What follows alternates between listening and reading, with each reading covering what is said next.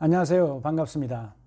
오늘은 우리가 주거 생활을 하면서 임대차 기간 중에 흔히 발생하는 묵시적 갱신에 대해서 알아보도록 하겠습니다. 들어보시고 내용이 괜찮으시면 구독을 눌러주시기 바랍니다. 그러면 자동적으로 제가 여러분을 찾아뵙게 됩니다. 우리가 주택이나 상가나 처음 임대차를 할 때는 임대인과 임차인이 만나서 임대차 계약을 체결하고 계약서를 작성하게 됩니다.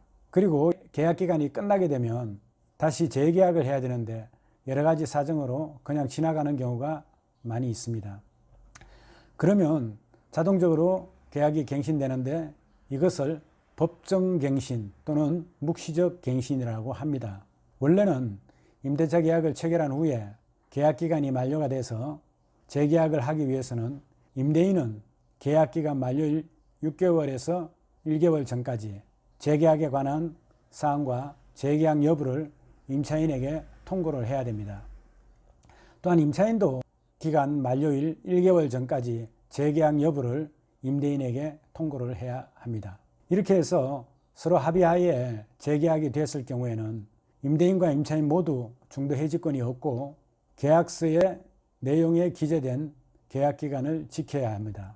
그러나 아무런 통고 없이 묵시적으로 갱신이 되었을 때는 상황이 완전히 달라집니다. 이럴 경우에는 어떻게 되는지 주택과 상가 이 둘로 나눠서 한번 알아보도록 하겠습니다. 첫째로 주택의 경우입니다. 주택은 임차인은 주택임대차보호법상 2년간 거주할 수 있는 보장을 받습니다. 이 경우 임대인은 2년 동안 계약을 해지할 수 없고 임차인은 아무 때나 계약을 해지를 할 수가 있습니다. 그러나 임차인이 계약 해지 통고를 한다고 해서 바로 효력이 발생되는 것은 아니고 임차인이 계약 해지 통고를 하고 임대인은 그 통고를 받은 날로부터 3개월이 경과를 해야 효력이 발생되고 임대차 계약은 종료가 됩니다. 계약 해지 통고 후에 반드시 3개월이 지나야 효력이 발생되는데 이 기간 동안은 임대차가 존속하기 때문에 임차인은 임대료를 지불한다든가 이러한 것들 임차인의 의무를 다해야 됩니다. 만약 임차인이 이 기간 중에 이사를 하고 집을 비웠다 하더라도 3개월 동안의 임대료는 임대인에게 지불을 해야 됩니다.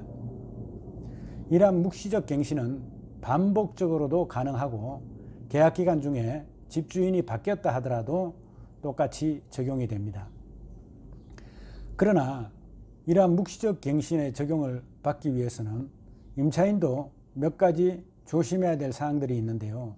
가령 월세를 2개월치 이상 밀린다든가 또는 임대인이 동의 없이 다른 사람에게 임차 목적물을 전대를 했다든가 또 살고 있는 집을 임대인의 동의 없이 불법으로 개조를 했다든가 이러한 불법적인 행위를 하면 묵시적 갱신의 보호를 받을 수가 없습니다.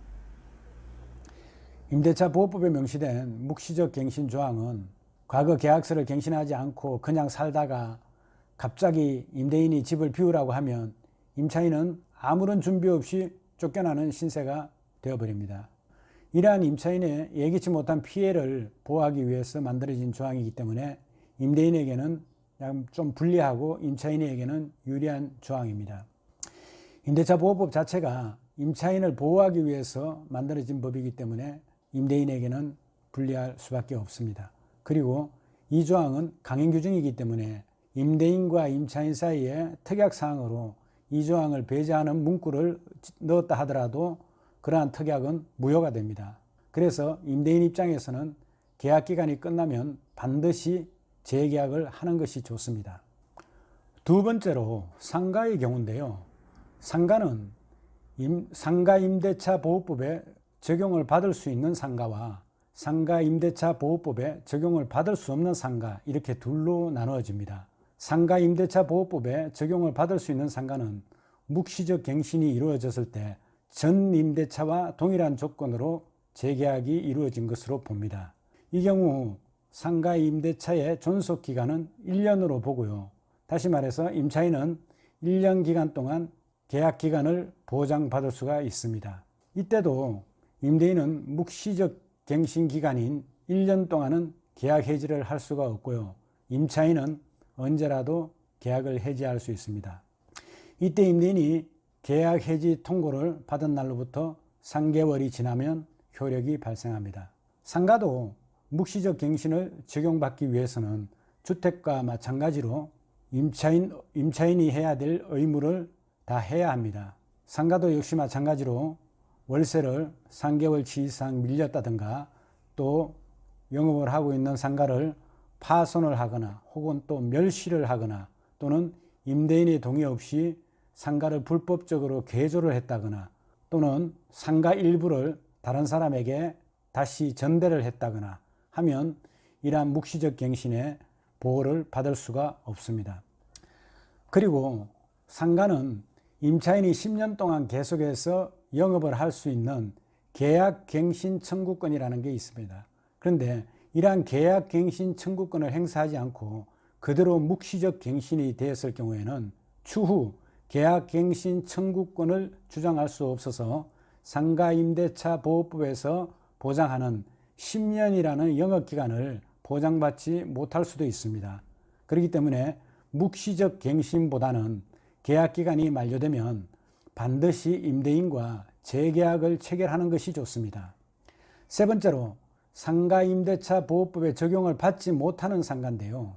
상가임대차 보호법에 적용을 받지 못하는 상가는 환산보증금이 법에서 정하는 일정 금액을 초과하는 상가를 말합니다. 가령 서울은 9억, 부산과 수도권 과밀지역은 6억 9천, 다른 광역시나 세종시 같은 경우에는 5억 4천, 그 외 지역은 3억 7천만 원을 초과하는 상가를 이야기합니다. 이러면 상가는 상가임대차 보호법 대상이 아니기 때문에 우리나라의 민법을 적용받게 됩니다. 그래서 계약기간이 묵시적으로 지나갔을 때는 계약기간의 정함이 없는 것으로 봅니다. 이 경우에는 임대인과 임차인 모두 계약을 해지를 할 수가 있고 임대인은 이 계약 해지 통고를 하면 6개월이 지나면 효력이 발생하고 임차인은 1개월이 지나면 효력이 발생합니다. 주택이나 상가나 묵시적 갱신이 되었을 때 임차인이 계약을 해지하려고 임대인에게 통고를 했을 경우 임대인이 그 통고를 받고 3개월이 지났는데도 임대인이 보증금을 반환하지 않을 경우에는 임차인은 임대인을 상대로 내용 증명을 보내고 그래도 반응이 없으면 임대인을 상대로 보증금 반환 청구 소송을 하면 됩니다. 이때 같은 집에 살면서 소송하기가 불편해서 혹시라도 이사를 하게 되면 반드시 임차권 등기 명령을 신청해서 임차권 등기를 하고 나와야 합니다. 참고로 임차권 등기 명령은 임대인의 동의를 구하지 않아도 할 수가 있습니다. 보증금 반환 소송을 제기할 때는 나중에 강제 집행을 생각해서 임차 건물에 대해서 가압류를 동시에 진행하는 것이 좋습니다. 판결문을 받은 후에는 그 판결문을 강제 경매를 통해서 보증금을 반환받을 수가 있습니다. 이것으로 해서 묵시적 갱신에 대해서 알아보았습니다. 더 자세한 내용은 다음에 사례별로 다시 올려드리도록 하겠습니다.